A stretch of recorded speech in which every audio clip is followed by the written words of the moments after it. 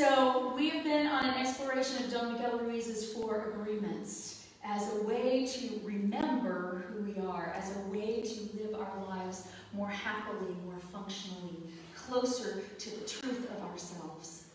And the first agreement was to be impeccable with our word, not to use our thoughts or words against ourselves or anyone else. So that's about not judging ourselves or anyone else. When we do that, we use our words against ourselves and against others. That's not being impeccable. The second was don't take anything personally. Nothing is personal. Dang, when I first read this book, like, I don't know, probably 25 or 30 years, it was a long time ago. Yeah, maybe 21, because anyway, it doesn't matter. I've had this book in my life for a really long time, and I reread it on a frequent basis. And I always have told myself, when I read it back then, I was a very different person then, but when I read it, I thought, wow, I only need one. If I could just stop taking everything personally, my life would be transformed. And to a certain extent, I have transformed. I don't take near as many things personally. Right? I believe this belongs to you. If you have anger and vitriol that you're trying to spit at me, I don't have to take it. I don't have to take it on. I can go, oh, that's unfortunate. I'll pray for you. Don't say it to them, because it doesn't matter. And then the third is don't make assumptions. As human beings, we hate not knowing what's going on. And so we take the few things that we do know or that we think we know and we fill in the rest. That's what he said to me, and I know why. Because he and that's how I can take it personally, because I know it was against me. We don't know. When we make assumptions, we are telling a story to ourselves that is not true. We don't even know the truth of our own stories often. How are we going to know the truth of anyone else's story? So we stop making assumptions. We stop assigning motive to other people. We stop assuming that everyone has the same agenda we do, or on the same page as us. We're brought up the way that we are. We're encultured the way that we are. We stop doing that. Those 3 things are enough. And Don Miguel Ruiz thought so too, because the 4th agreement is simply to do your best at those 3 things. Just do your best. Do the best you can with what you have, right where you are. Right where you are. And that frees us from the dream of hell. That's what he calls this life lived in chaos, is our dream of hell. And when we free ourselves from taking things personally, from making assumptions, from using our thoughts and our words against us and against the world, that all means resisting everything.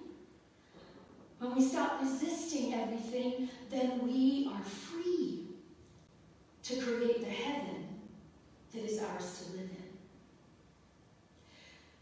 Do our best. Will we master these in our lifetime? Maybe. Maybe. Probably not. But that doesn't matter. We don't judge ourselves against the master. We don't judge ourselves against anybody. We simply go within and say, what is the best I can do right now with what I have, right where I am? It means the best on any given day. And days vary, y'all. You know that. The best on any given day is enough. Being ourselves, without all the voices that say other things, is enough. So that means we fall, we get up. We fail, we try again. When we find ourselves going down a road that, oh, I've been here before, we can stop. Take some humility. Takes some humility to go, I know where I was going, and I'm sorry. That's not where, it's not my business at all. I'm just going to back off and let you be you. You know what, y'all? That's called freedom. That is called freedom. Having that type of humility is called freedom. Absolutely. And then self-love. Right? All of this helps us to love ourselves. When we do our best, we do love ourselves. When we stop comparing ourselves to others or to some ideal. One of the most strongly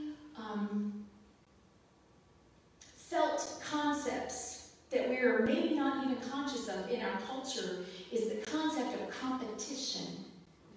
That if somebody wins, somebody loses. That means every time you're not the very best at whatever is going on in any given situation, you lose. Why are you telling yourself that story? It's not true at all. It's not true at all. You win when you get up again. You win when you don't let a perceived failure cause you to judge yourself or anyone else. That is the win, y'all. Doing your best is the win. So we do our best free from our own judgments, and guess what? We get to be free from everybody else's too. It doesn't matter if we're thinking that we know what they're thinking, that we're thinking about them, that we think we do, and we don't. We can just let it go. That's freedom. That is freedom from judgment. When we make an assumption, we are judging. When we take things personally, we are judging. When we use our words against another, we are judging. He didn't have to write a book. He could have written a sentence. Don't judge yourself or anyone else. But we're humans. We need a path to follow. And what I try to do up here is expose you to many paths which are all leading in the same direction, which all share the same wisdom. But I know that some paths speak more strongly to some people than others. And I know that we can get adrift on our paths, and it's good to be reminded. I get adrift on my path every 3 minutes or so. I need to be reminded. I need to be reminded. On my very good days, maybe every 5.5 minutes. But I can do my best. I can do my best. And our best is always different. When you are in grief, don't hold yourself to what your best would be on a day when you felt wonderful. When you are in pain, physical or mental, your best is going to be different, and that's okay. When you haven't slept, your best is going to be different from when you've had a full night's sleep. When you have slept, when you've eaten your favorite meal, when you're with your favorite people, we often are our best selves when that's happening, right? We're no better than we are on a day when we're striving just as hard, but not creating perhaps the same outcome. So, when you allow yourself to judge yourself against yourself or anyone else, you are putting all your energy into an outcome over which you don't actually have control. When you do your best, you are living in process. I'm in process. I'm in progress. Nietzsche said, and I think I'm pretty much paraphrasing here because I couldn't find the quote and I just made it up. But he says, I don't know who I am. I'm not a man. I'm not a noun. I think I might be a verb. An evolutionary process, an integral function of the universe. Amen. What if you were just the process and there was no product that you're actually searching for? That the process is it.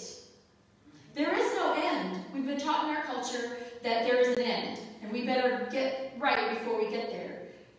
And even though we may have rejected that from our religions of origin, There is some part of it that perhaps lives within us, and we think, I got to do this before the end of my life, the end of this day, the end of this week, the end of this relationship. I gotta figure it out. Well, being in the process of figuring it out is enough. It is your life. And we have a tendency to go, my life will begin when I get the right job, and I'm happy in my career. My life will begin when I lose those 30 pounds.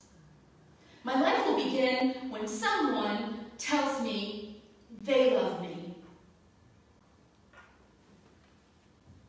In process means I don't need any of those things. I love me, and that's enough.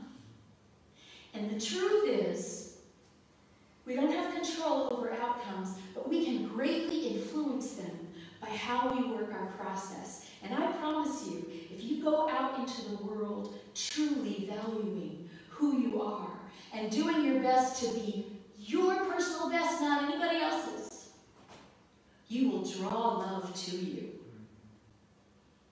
Self-love draws love to us. That's the way it works. And it's so cool. So what are some of the ways that we don't do our best? Well, some of the ways I don't do my best is I take on too much. And I create an impossible situation for myself. I want to do this, and want to do this. They have a similar deadline, and they can't be done at the same time. I'm causing myself, that is my hell, that I have created. And so, beautiful. Jesus also said, let your yeses be yeses and your noes be noes. That's exactly what Ruiz was saying. Say yes when you mean yes.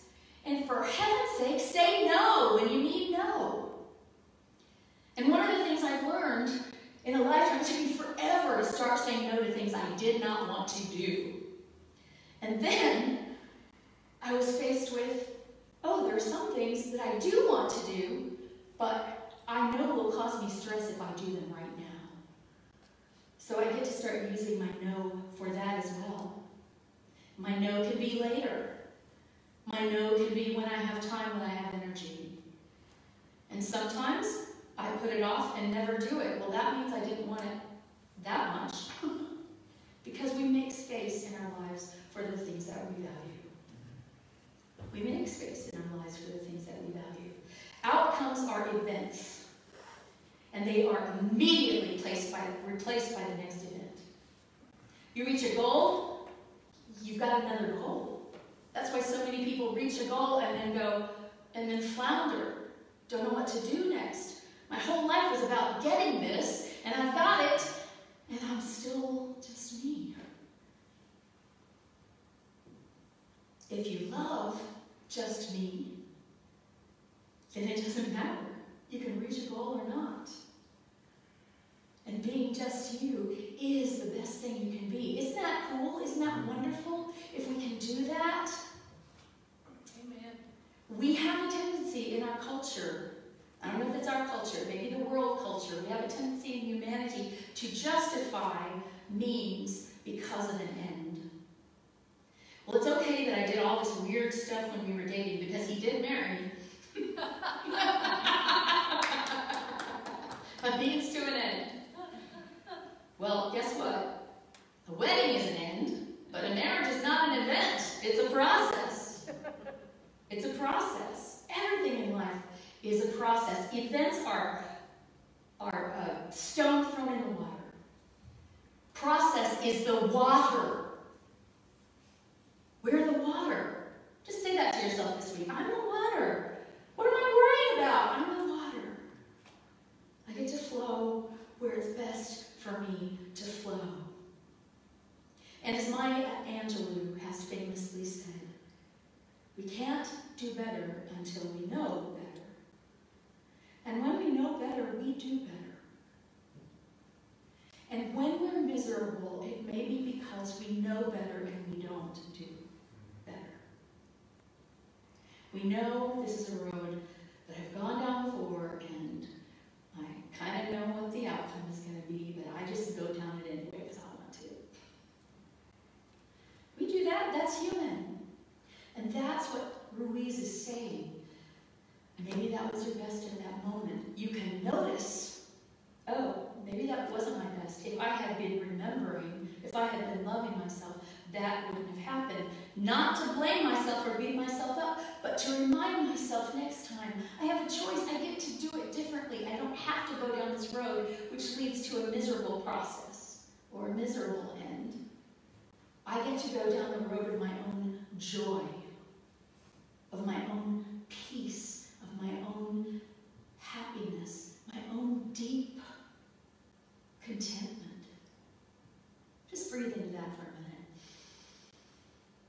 Deep contentment, not complacency, because there's always the next moment when we're called upon to do our best, and to do our best again and again.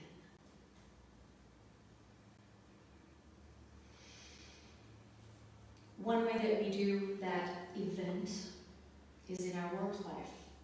Is a well-known thing in our culture, TGIF. Thank God it's Friday. Thank God it's Friday. Made it through this horrible week, and now I have 2 days to misbehave in whatever way I want. That's a miserable way to live life.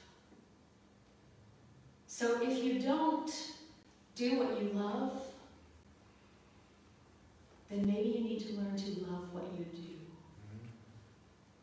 Beautiful song in Sunday in the Park with George where Bernadette Peters says, Mama said, honey, you mustn't feel blue.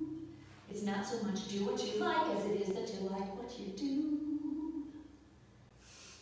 What if you decided that you liked unloading the dishwasher? And you did it one plate at a time. And you said, this is my service to my family. This is my service to me that I get to eat unclean dishes. Then it becomes a meditation. And it becomes a service, not a chore. At your job, is there meaning in it? Are you contributing to something? Can you find something that you are contributing to? And if you can, then make that your own. And love it. And don't just love the end that may happen or that you may get to someday. Love the process. Love the process. We don't always get to live to the end, to see the final event.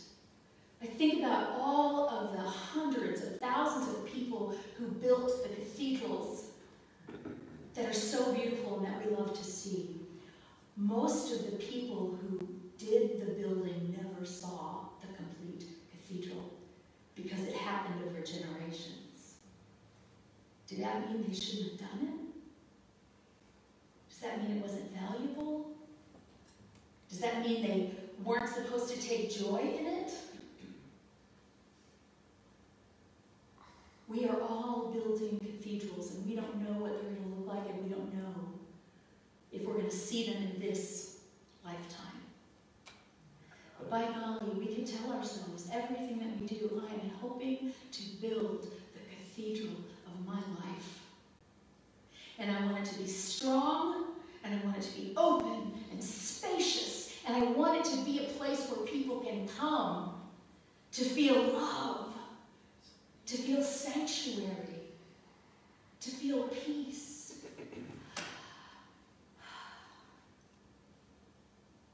The process of that is the end.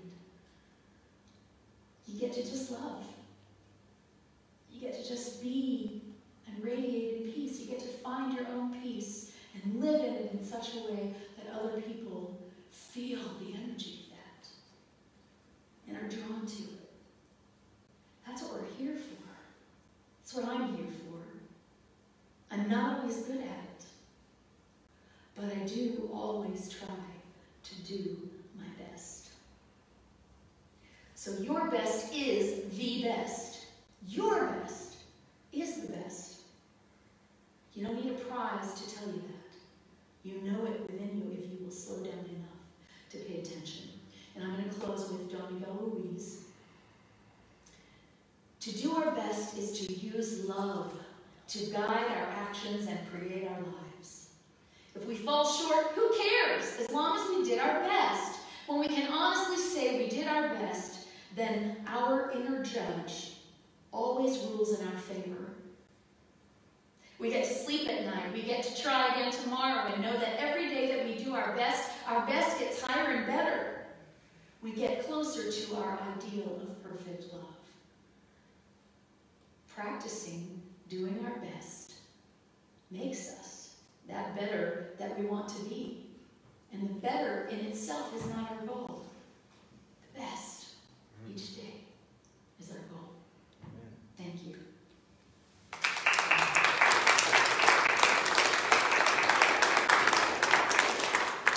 So I want to just sing one verse of that chant to take us into meditation. You can call and respond with me.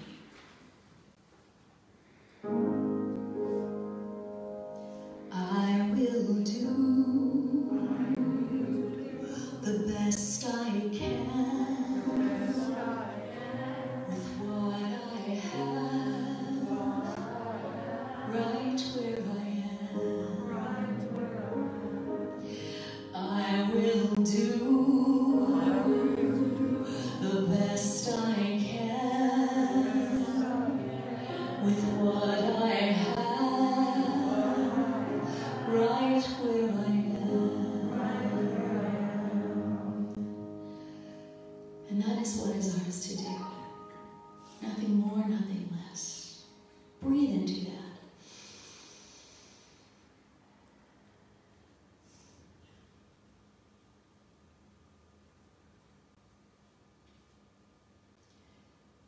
Breathe into this space of openness, of sanctuary, of being a cathedral.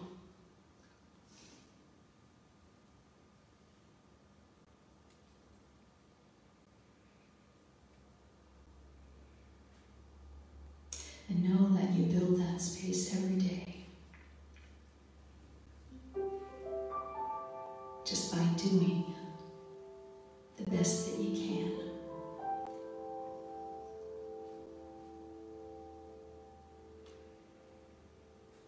What if it truly didn't matter what anyone else thought? Breathe into that.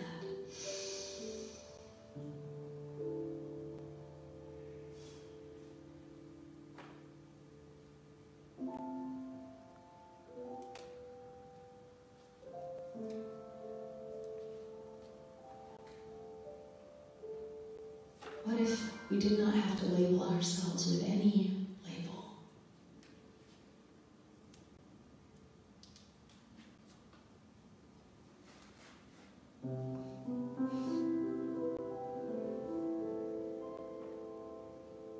What if we allow life to be life in us?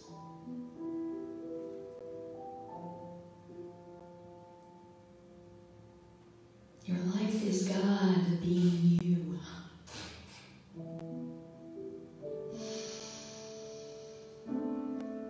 And so we allow it.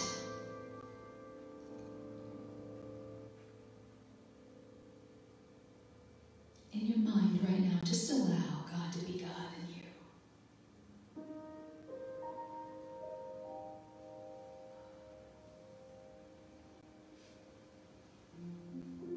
There's your openness and expansion.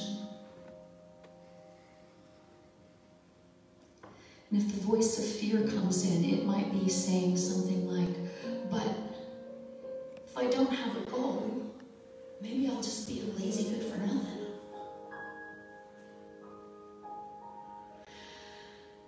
God has never been a lazy good for nothing, so you let God live God's life in and through you.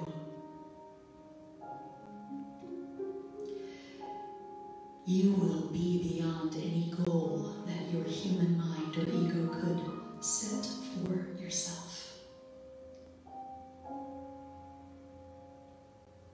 It may be a goal that the world appreciates. It may be a goal that only you appreciate. It doesn't matter. We're just going to do our best and not worry about the goal and not worry about the appreciation. We're not going to judge ourselves against a day or a time when we did better. But we are going to humbly ask, what is my best today? What am I called to do right now, and how can I show up so that I can be my best?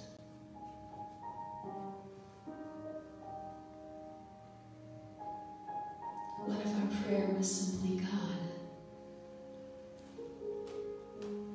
let me see the opportunities for being my best self. Let me say yes to the things that call to my deepest inner heart.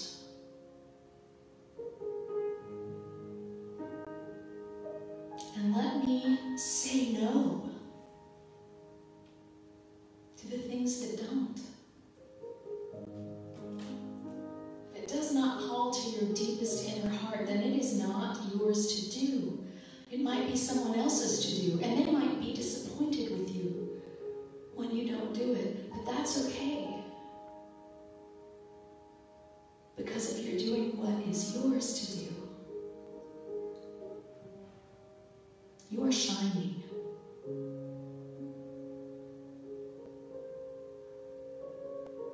And whatever the no is, if it's a worthy process, then there are others who are engaged in it, and it is their best.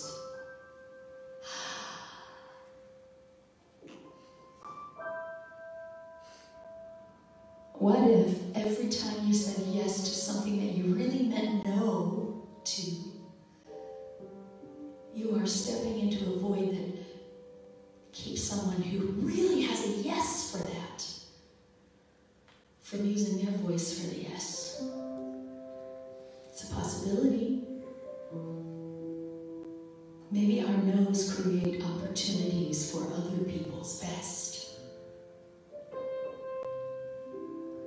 And our yeses lead to that big yes inside of us.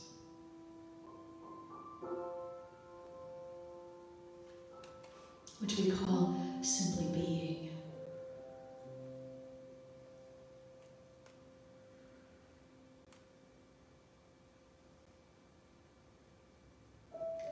If you want to know what your yes is,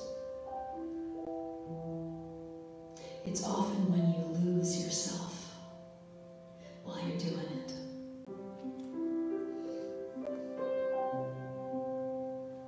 Lose track of time, don't care what you look like.